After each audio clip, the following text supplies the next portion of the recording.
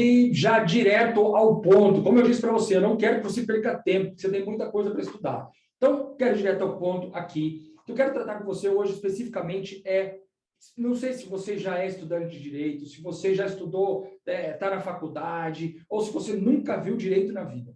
O fundamental para ter uma base para estudar o regimento interno é entender superficialmente qual que é o trâmite de um processo. Como que funciona um processo ao longo, desde a sua petição inicial até a entrega do bem da vida, a entrega da prestação jurisdicional, seja lá dinheiro ou qualquer outra coisa que seja, ok? Então, para isso, eu quero tratar aqui, nessa aula de hoje, fazer um apanhado geral do trâmite processual, para que você consiga entender um pouquinho e a gente consiga falar um pouquinho a mesma língua, tá? Porque tendo uma visão geral, você consegue ir, ao longo do tempo, entender para o que serve cada coisa ao longo do trâmite processual e também dentro de um tribunal. Vamos lá, vamos começar. Olha só. A primeira coisa que eu quero que você pense é o seguinte, ó. Como que é um processo, tá? Processo é uma sessão encadeada de atos que servem para atingir determinado fim. Então, se pensa que loucura que seria se a pessoa simplesmente chegasse para o juiz, batesse na porta lá da casa do juiz e dissesse, olha, juiz, João me entregou alguma coisa e eu quero que ele me dê. Daí o juiz vai lá, liga para o João e fala assim, ó, João, entrega para ele. Imagina que bagunça que não seria com o tanto de demanda, o tanto de discussões judiciais que a gente tem.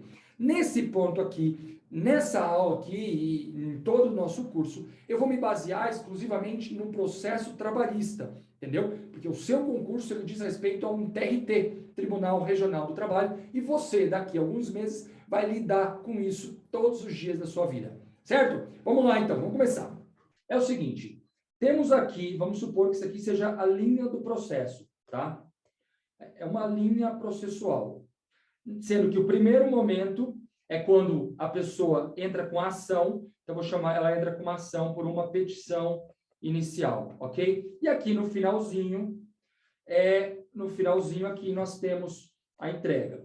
No nosso caso, especificamente, nós estamos tratando de dinheiro, entendeu? Nós estamos tratando de uma ação trabalhista de uma determinada empresa que não pagou o funcionário, tá? Então, aqui é a entrega do dinheiro, tá? Veja só, nós vamos começar. Petição inicial. Então, primeira coisa, o advogado do autor, o autor chama-se reclamante. Ele vai lá no fórum e peticiona a petição inicial. Agora, tudo é eletrônico, tá? Então, ele vai abrir o sistema e apresentar uma petição inicial, ok? O juiz vai receber essa petição inicial e vai notificar a empresa. Então, vamos pensar o seguinte, que é o reclamante, tá? E a empresa vou chamá-la de simplesmente limitada, tá? Só para você saber, ok? Limitado, tá? Então, citou e notificou, lá no processo civil chama citação, aqui notificação, ok? A limitada ficou sabendo da ação e ela vem e ela apresenta aqui a sua defesa, ok? Defesa. Certo? Apresentou a sua defesa, ou seja, a sua resposta, chamaram também de contestação, tá? Vou usar os nomes mais técnicos para vocês se habituando aqui. E aí, o juiz, quando chega, né, essa defesa, o juiz fala o seguinte, ó, pera lá, legal, vi a defesa da empresa, a contestação, agora eu vou intimar o autor para impugnar essa defesa. Daí o autor vem, tá? O reclamante, o autor eu vou chamar simplesmente de João. Aí vem João, ok? Todos os atos de João eu vou marcar aqui. Então, vem João e apresenta impugnação. Ok? Aí nós temos aqui uma audiência de tentativa de conciliação. Depois a gente vai ter uma audiência aqui de instrução. É nessa audiência que a gente vai ouvir as partes. Então, o autor, o João, vai trazer as testemunhas dele, a limitada vai trazer as testemunhas dela, e elas vão ser ouvidas pelo juiz. Então, tem o juiz, ok? Aqui, vou colocar aqui embaixo. O juiz, ele vai ouvir as testemunhas das partes. Tá bom? Ok? Tá. Vou resumir de forma bem clara aqui, tá? Daí, depois da instrução, a gente chega para uma sentença. Ok? O juiz... você vai ver a CLT falando em audiência de julgamento e tal, mas aqui nós vamos chamar de sentença, porque a sentença é o momento em que o juiz diz quem tem o direito. Então, vai dizer, ó, o João trabalhou X dias e não recebeu. Então, ele tem direito de receber as horas extras, o valor que ele trabalhou, o salário dele que não recebeu, tem direito de receber aviso prévio, vai relatar todas as verbas que ele tem para receber. Ok. Aí a empresa, na sentença, ela diz assim, não, pera lá, eu não concordo com isso aqui. E aí começa, aí entra o momento em que o tribunal começa a atuar, que é o Tribunal Regional do Trabalho. Então, nós temos aqui em cima, ó, vou chamar aqui em cima, vou pôr um traço aqui em cima, que seria a segunda instância, ok? Instância, tá? Por quê? Porque a empresa está insatisfeita aqui com a sentença, ela vem, aqui você já sabe que é sentença, tá? Ela vem e apresenta um recurso ordinário. Recurso ordinário, que é um momento em que a empresa pede para o tribunal reapreciar a questão.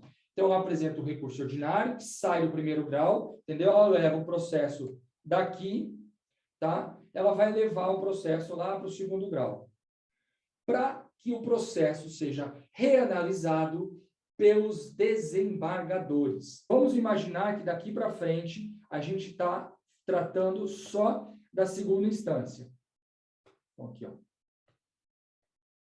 Segunda instância, tá? Em segunda instância, ela é chamada aqui de Tribunal Regional do Trabalho. Aí, veja só, você já vai começar a gravar aqui que o Tribunal Regional do Trabalho é nomeado pelo regimento interno de egrégio. Então, a gente chama de egrégio Tribunal Regional do Trabalho. Grave esse nome aqui, que ele já pode estar na sua prova, ok? Então, veja só. Então, chegou aqui, então volta aqui, tá vendo aqui, ó, nós estamos nesse momento aqui, certo? Quando a empresa ou o autor também poderia, o reclamante também poderia ter interposto um recurso ordinário, que é quando ele leva aquela decisão para o tribunal apreciar. Então, veja só. Temos aqui, estamos na segunda instância, então vamos pensar aqui no trâmite da segunda instância. Deixa eu pegar aqui. Aqui é o trâmite da segunda instância, ok? Até vai chegar um momento aqui, deixa eu fazer um negócio. Vira até aqui, porque aqui vai ser o momento em que vai encerrar na segunda instância e o processo vai fazer o seguinte, ele vai descer para o primeiro grau, entendeu? E aí nós temos no primeiro grau, aqui novamente, que é essa linha que eu tracei para vocês aqui, ok? Então, veja só, estamos na segunda instância. Na segunda instância, o processo vai chegar aqui, ok? E ele vai ser distribuído. A gente vai falar sobre isso daqui a pouco. Distribuído, ou seja, chega o processo, colocam no sistema, mas vamos tratar que ele vai cair, ser distribuído para o desembargador X. Ok? Então tá, chegou, foi distribuído para o desembargador X, tá? O desembargador X vai fazer o voto, vai olhar lá, vai olhar a sentença, entendeu? O desembargador vai olhar aquela sentença daquele juiz e vai pensar assim, bom, ele olhou direitinho, ele olhou certinho o que tinha na petição inicial, ele olhou o que tinha na defesa, ele viu tudo aquilo que as testemunhas aqui falaram, ele viu os documentos que a empresa e que o autor apresentaram, ele viu tudo isso? Legal. Então, ele fez uma sentença boa? Fez. Então, o que ele vai fazer? Ó, legal, o juiz fez uma sentença boa, mas ele apreciou um pouquinho de forma equivocada o direito. Entende? Por quê? Porque o juiz entendeu que quem pediu demissão, por exemplo, foi o funcionário, tá? Ou foi a empresa que mandou embora, alguma coisa desse tipo. E aí o desembargador aqui pode pensar o seguinte, não, quer saber? Eu acho que, na verdade, não foi o funcionário que pediu demissão. Não, foi a empresa, entendeu? Que demitiu ele sem justa causa, demissão sem justa causa. Então, o que ele vai fazer? Olha o nome correto, ele vai reformar a sentença. Para, agora, o outro nome mais específico, dar provimento ao recurso. Ao recurso, tá? Então, só para recapitular aqui o seguinte, eu vou ajustar aqui uma coisa importante, ó. Quando eu disse assim, ó, quem recorreu aqui foi a empresa, entendeu? Então, o que o João dizia? O João dizia que a empresa mandou ele embora, tá? Vamos arrumar isso aqui. Que a empresa mandou ele embora, tá? E o juiz disse, realmente a empresa mandou ele embora. A empresa vem e recorre, apresenta o RO lá, tá? Apresenta o RO e fala assim, não, pera lá, não foi eu que mandei ele embora. Não foi eu que mandei ele embora, não. Na verdade, foi ele que pediu demissão, entendeu? E aí ele ganhou, entendeu? A empresa ganha e o desembargador dá provimento ao recurso. Quer dizer o seguinte, ó, empresa, seu recurso está provido, você tem razão, ok? Então ele ganhou, tá? Só que aí o relator fez tudo isso, certo? Ele apreciou tudo isso aqui, tá? Só que ele não vai decidir sozinho, entendeu? Essa é a finalidade do tribunal. É que não tem uma decisão unitária, tá? Então o que acontece no tribunal? Por isso que servem os desembargadores. O tribunal está aqui, ok? Por isso que servem os desembargadores. Porque os desembargadores vão fazer o seguinte, olha, o relator apreciou, ok, o pedido, e vai fazer o seguinte, ele vai mandar o processo para uma sessão, entendeu? Sessão de julgamento, tá? Sessão de julgamento. Mandou para uma sessão de julgamento. Antes dele ir para a sessão, ele tem que passar por outro desembargador. E o outro desembargador, que é da mesma hierarquia que ele, é chamado de revisor. Revisor, ok? Chegou no revisor, eles vão dizer, o revisor vai ler o voto, entendeu? Que o relator apresentou e vai falar assim, olha, realmente, eu concordo com o que o relator está dizendo. Eu concordo que não foi a empresa que mandou ele embora. Eu concordo que foi ele que pediu demissão, tá? Ele pode concordar. Então tá ok, ele vai votar, aí ele vai proferir o voto dele igual ao do relator, tá? Então ele diz, ó, estou conforme o relator. Ou ele pode dizer o seguinte, não, eu discordo do relator. Eu acho que não foi exatamente isso, não. Então aí, nesse momento, ele discorda, tá? O que ele faz quando ele discorda? Ele apresenta uma divergência. Então, aí o que nós temos? Nós temos, nesse momento, o voto do desembargador X e a divergência do desembargador Y. É exatamente por isso que o número de desembargadores no segundo grau é um número ímpar, entendeu? Por quê? Porque daí vai chegar para o desembargador Z e os três vão apreciar em conjunto essa decisão no momento de uma sessão de julgamento, entende? Então, chega um determinado dia e aí nós chegamos aqui na sessão de julgamento, ok? Deixa eu anotar aqui, tá? Então, chegamos aqui na sessão de julgamento. Como funciona? Vai mandar lá para a secretaria, entendeu? E o voto vai mandar para a secretaria vai marcar um dia, entendeu? Então, isso é inclusão em pauta. Ele vai incluir em pauta, então, na sessão do dia 12 de julho, tá? Essa pauta aqui está marcada, essa sessão de julgamento está marcada para o dia 12 de julho, tá? Nesse dia, os desembargadores vão se reunir, entendeu? Vai se reunir lá o desembargador X, o Y e o Z, vão pegar todos os processos que são daquela turma, ok? Eles formam, então, uma importante aqui, ó, uma turma, ok? Turma de julgamento, tá? E aí eles vão apreciar. E aí eles vão analisar aqui o seguinte, ó. Quem tem razão aqui? O desembargador Z vai votar. É o voto do X, do Y, a divergência do Y, ou vai ser uma terceira opção?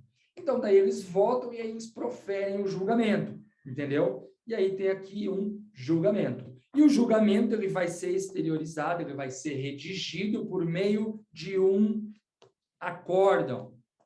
Acórdão. Por que acórdão? Que nome estranho. É o seguinte, o que quer dizer? Quer dizer o seguinte, ó, os desembargadores, vai formando uma frase. Os desembargadores X, Y e Z, eles acordam, ou seja, estão de acordo que a decisão é esta. Então, aí, eles proferem esse acórdão, entendeu? Que é a forma como é exteriorizado o julgamento, como está escrito no julgamento, ok? Aí vamos voltar lá na primeira hipótese, ok? Então, beleza. Então, teve esse acórdão, vai poder ter embargo de declaração, vai poder ter recurso para o TST, mas nesse momento eu quero que a gente pare aqui, entende? Aqui, a gente vai parar aqui, porque a gente chega aqui agora, nesse momento aqui, ó. Tá? Proferiu a decisão, ok? Decisão certinha, tudo certo, ok? Não teve recurso para o TST, para outra instância, nem nada. Paramos aqui, porque eu quero que o processo volte para o primeiro grau, para a gente continuar tratando dele até chegar no final. Então, aí, tá, legal. Chegamos aqui, lembra, daquele momento ali. Então, agora, a gente chegou aqui, ok? Os desembargadores apreciaram a questão, tá? E votaram, fizeram um acórdão, tá? Esse acórdão que está por meio de um documento, entendeu? Ele é feito por meio de um documento, vai fazer com que o processo desça. Lembra que a gente estava aqui, ó, na segunda instância? Agora o processo vai fazer o caminho inverso, entendeu? Porque o processo vai descer de novo para o primeiro grau, tá bom? Desceu para o primeiro grau, vai chegar de novo para um juiz lá embaixo, tá? Lembra, aqui em cima, a gente chama os juízes de desembargadores, aqui em cima, na segunda instância, tá? Aqui, na segunda instância, desembargadores, ok? E aqui, na primeira instância, falamos de, vou frisar aqui, mas você provavelmente já sabe, juízes, tá? Nesse caso aqui, juiz singular, só um juiz na causa, tá? Aqui em cima, lembrando que é uma turma, tá? Temos aqui, então, uma turma que vota no processo. Os 3 desembargadores, X, Y, Z, ok? Chegou de novo para o juiz. O juiz vai dar início agora à fase de liquidação de sentença. Vamos lá, vou abrir mais uma abinha aqui para a gente. Então agora nós estamos aqui na fase de liquidação de sentença. Então você veja só, o processo voltou do tribunal, tá?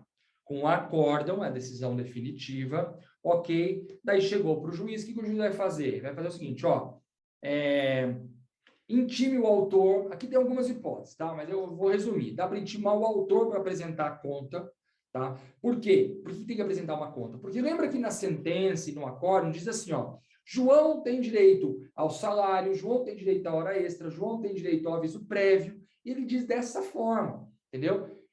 Simplesmente declara o direito. Ele diz, olha, João tem direito a isso, isso, isso, isso. Mas, quanto que é financeiramente isso? Quanto que era o salário dele? A empresa ficou devendo 6 salários, por exemplo, tá? Tá, tudo bem, mas quanto que isso dá? Vamos supor, o salário dele é de 6 salários vezes R$1.000, tá? Então, aí ela vai pôr em números, ok? Esse é o momento de liquidar, ou seja, tornar líquido o valor, entendeu? Então, aqui, R$6.000, ok? Quanto que é em horas extras? Aí vai fazer uma série de contas, entendeu? E vai chegar num determinado valor. Então, aqui, o autor, pode ser feito pelo autor, pode ser feito por contratar um perito. Geralmente, as secretarias contratam um perito, que é chamado de calculista. E aí vai para o perito, daí o perito apresenta uma conta, entendeu? Apresenta um cálculo, apresenta um documento, dizendo, ó, a empresa deve R$10.000, tá? Vamos por aqui. R$10.000, ok? Esse número... Tá bom, R$10.000 tá ok. Dizendo R$10.000, ok. Aí chega o momento, então ele apresentou, ok? O perito apresentou, outra fase aqui, vou escrever aqui, perito, tá? Que é o calculista, apresentou os seus cálculos. Então, vamos lá. Apresentou o cálculo e disse, ó, ela está devendo R$10.000, tá? R$10.000, beleza, tudo bem. O que é o momento agora? Agora você vai ter que olhar o artigo 879 da CLT, entendeu? Que diz exatamente o seguinte: elaborada a conta, quando foi feita a conta do perito e tornada líquido, R$10.000, o juízo deverá abrir as partes o prazo comum de 8 dias, tá? Para impugnação fundamentada com a indicação dos itens e valores objeto da discordância sob pena de preclusão. Então, aí chegou aqui, ele apresentou, o perito apresentou aqui, foi para o juiz novamente, ok? Aí o juiz vai fazer o seguinte, ó, ele vai pegar, tá com a conta aqui, ok? Já tá com a conta, R$10.000. Ele vai falar assim, ó, reclamante, que é o autor, lembra? Reclamante, que entra com a reclamação trabalhista. Reclamante, reclamada. Vocês têm que fazer o seguinte agora. Ó, reclamante, reclamada, vocês têm um prazo comum, ou seja, o mesmo prazo para as duas, um prazo de 8 dias para discutir essa conta aqui. Para dizer se a conta está certa, está errada e por quê. Entendeu? Veja só, olha o que diz aqui, ó. Impugnação, ou seja, vai impugnar, vai dizer que essa conta está errada, vai discutir a conta fundamentada. Não adianta simplesmente chegar aqui e dizer, ah, não é R$10.000, a empresa pode dizer, não é R$10.000, é R$1.000. E o reclamante pode dizer, não é R$10.000, é R$1.000.000. Não adianta, tem que dizer, ó, é R$1.000 por isso. Aí o reclamante vai dizer, é R$1.000.000 por isso.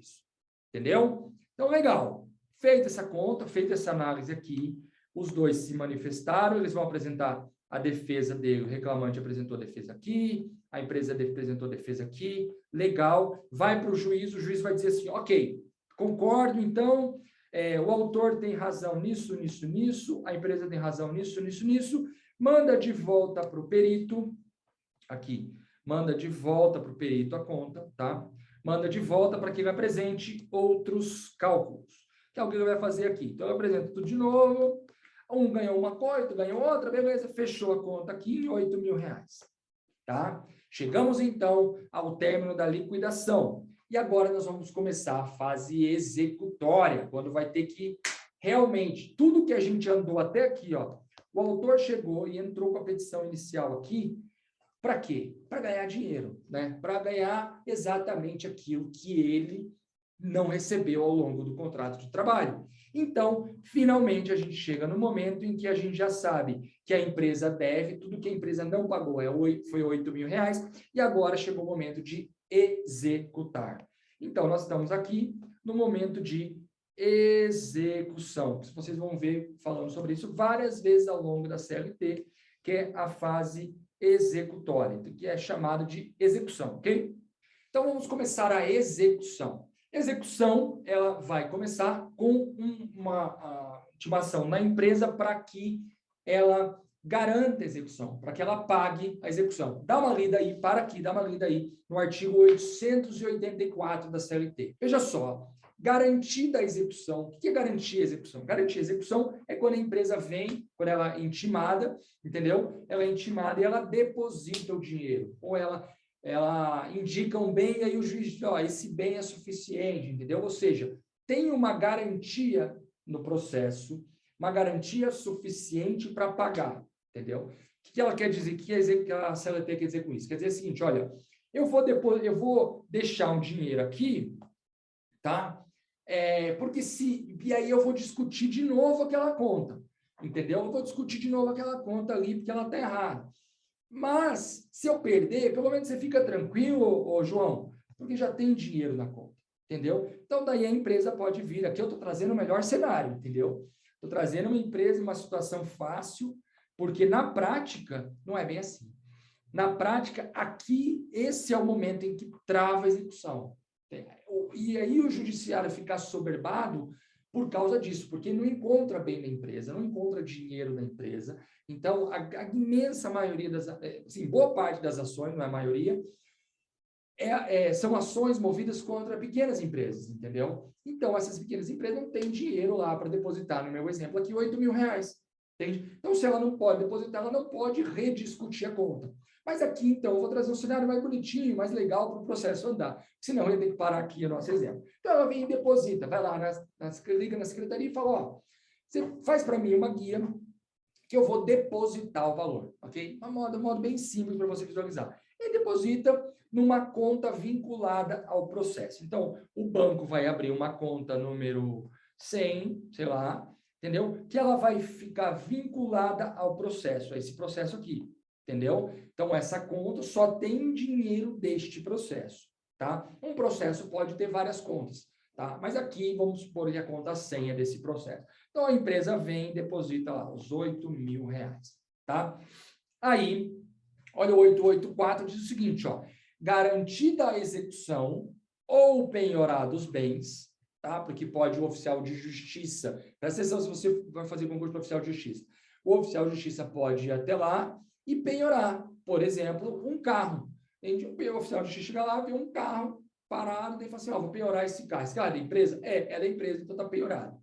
Então, aí ele vai fazer um auto de penhora, entendeu? Que é um documento, tá? A gente vai entrar sobre isso mais tarde, mas aqui dizendo o seguinte, ó, está penhorado um carro. Então, aí o oficial faz um documento auto de penhora do carro lá, tá?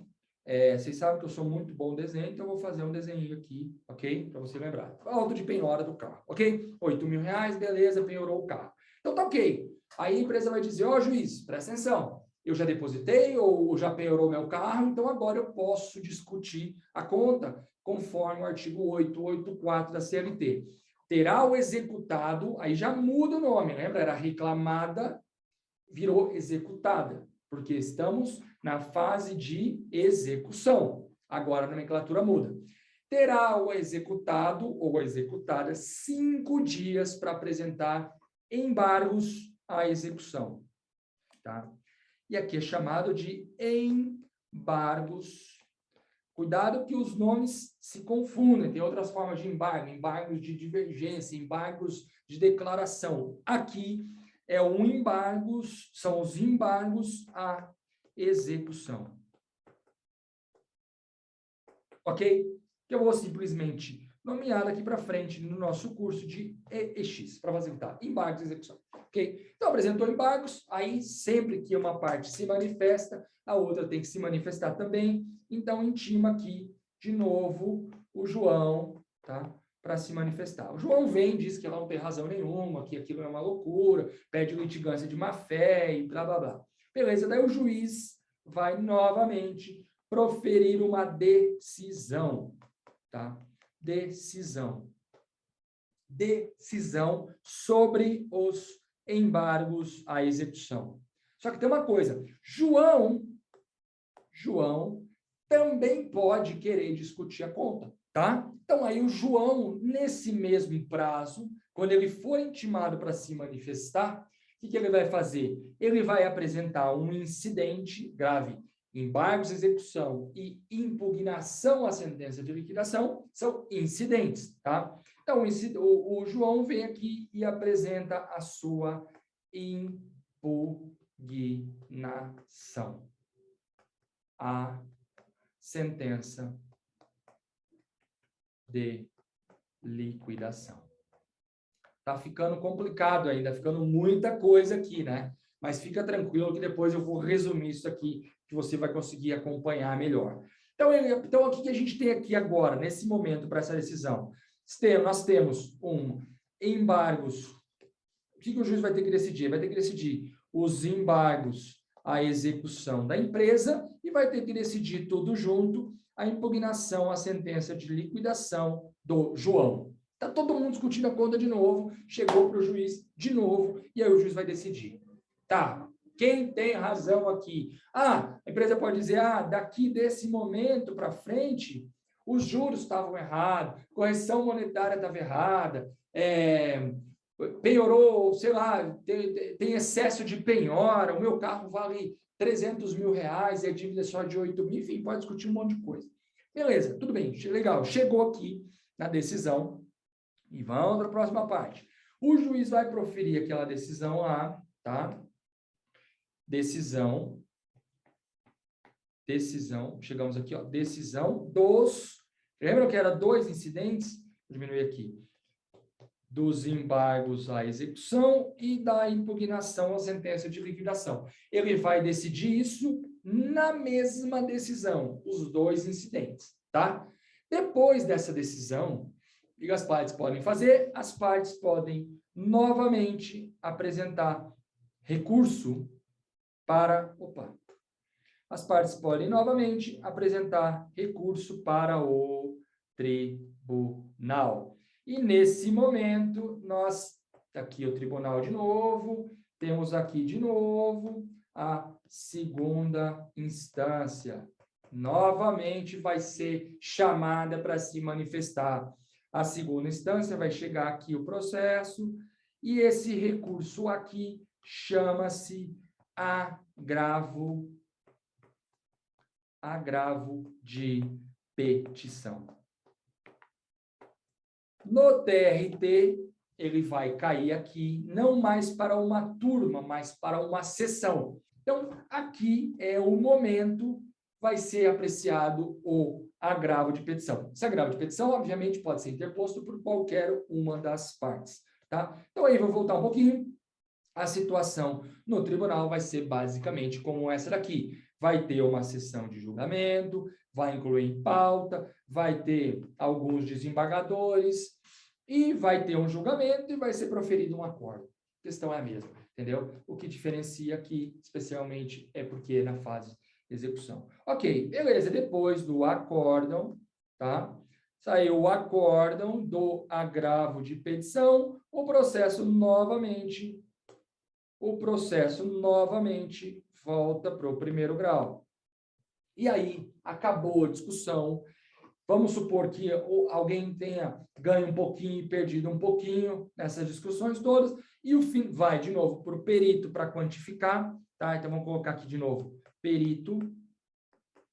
E aí ele viu de novo, a empresa, a executada ganhou um pouquinho, o executado ganhou um pouquinho, no final das contas a dívida ficou em R$ 7.500, tá? Então, legal, R$ 7.500, lembra lá, quanto que tinha depositado? Era R$ 8.000, entendeu? Se for em dinheiro, paga os 7.500 para quem tem que pagar, devolve os R$ 500 para a empresa e tá tudo certo, fim da linha.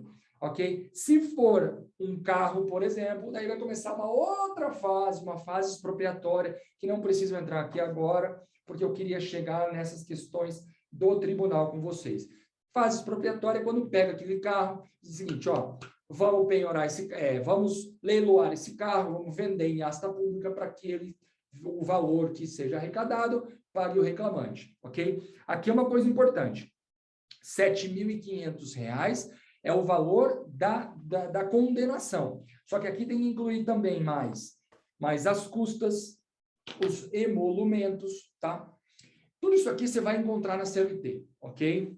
Tá? E essa inclusão de custas, emolumentos e tudo mais, você dá uma olhadinha na CLT, lá no artigo 789. Lá vai relatar exatamente o que diz assim, ó. Vou te trazer um exemplo, deixa eu pegar aqui. Por exemplo, auto de arrematação vai ter um valor, auto de oficial de justiça, agravo de petição aqui, ó. A empresa entrou com agravo de petição, legal, tem que incluir mais na conta, R$ 44,26. A empresa apresentou também embargos de execução, mais R$ 44,26, entendeu? Tem juros, correção monetária. Então, todos esses valores vão ser incluídos na conta, era R$ 7.500 e virou R$ 9.000. Empresa, R$ 9.000 você está devendo. Volta um pouquinho. Você já depositou 8.000. O que falta? Faltam R$ 1.000. Então, aí, aquela fase proprietória, a empresa já tem no processo, já temos aqui no processo R$ 8.000. Falta, você está devendo 9, tá? Então, empresa, deposite mais R$ 1.000, tá? Mais R$ 1.000, ok? E aí, empresa, só que nisso pode liberar o valor para o autor, entendeu? Porque daí a empresa vai depositar mais essa diferença e aí a discussão vai prosseguir sobre esse ponto. Bom, bastante coisa, né? Fica tranquilo que agora eu vou recapitular tudo isso que eu falei, ok? Recapitular de uma forma direta e aí, se você quiser, você volta um pouquinho lá, grava, reassiste esse vídeo, que é o seguinte, ó, temos aqui, então, a inicial, temos aqui, então, a sentença, temos aqui o recurso ordinário, tá? Temos aqui o acórdão, tá? Volta para o primeiro grau, tá? Temos aqui, então, o início da conta, então fez a conta, ok? Conta. Em alguns lugares chama de conta geral, a secretaria fala de conta geral, ok? Da conta geral, abriu o prazo para as partes, elas se manifestaram, tá? Apresentaram os incidentes, chegamos até a garantia do juízo, entendeu? Que é o depósito ou a penhora, ok? Depositou ou penhorou, a empresa vai apresentar a sua manifestação, a empresa e o reclamante, o exequente, nesse caso já é exequente. Temos aqui uma decisão. Insatisfeita com as decisões, temos novamente aqui um recurso, que é o AP nesse momento, chegou de novo para o tribunal, né? Chegou para o tribunal vai apreciar de novo e vai formar outro acórdão. Decidiu o acórdão, o que acontece? O processo volta para o primeiro grau, o juiz manda para o perito, que ele faz outra conta, fez outra conta, chega no valor devido e aí libera esse valor aqui e paga todo mundo. Paga todo mundo e manda o processo para o arquivo. Ok? Recapitulando, é isso aqui. Os pontos mais importantes que a gente vai lidar nesse curso aqui são esses pontos aqui, ó. Segundo grau, tá? A gente vai tratar muitas vezes também falando de juízes, falando de varas do trabalho, falando que elas são vinculadas ao tribunal, entendeu? Mas, a grosso modo, é o segundo grau que a gente vai lidar um pouquinho mais, no trâmite um pouquinho mais, porque a Fundação Thiago Chagas gosta daquilo lá. Agora, atente o seguinte, ó, TRT está aqui em cima e aqui embaixo nós temos as varas do trabalho, ok? As varas do trabalho, elas são vinculadas ao TRT e subordinadas a ele de forma administrativa. No TRT, só fazendo um apanhado aqui, vamos ter o corregedor, que é o corregedor, nem sei onde eu noto aqui, que vai fazer as correções nas varas. Mas calma, eu sei que eu falei demais, eu sei que era muita coisa aqui. Fique tranquilo, porque ao longo desse curso eu vou esmiuçar um pouquinho mais essa questão do tribunal, desses recursos, chegando lá, tudo quais são os trâmites, a sessão de julgamento, pauta de julgamento, presidente, vice-presidente, corregedor, turma, sessão, fica tranquilo, porque eu vou te ajudar, tá bom? Calma aí, vamos lá, vamos prosseguir, te vejo na próxima aula.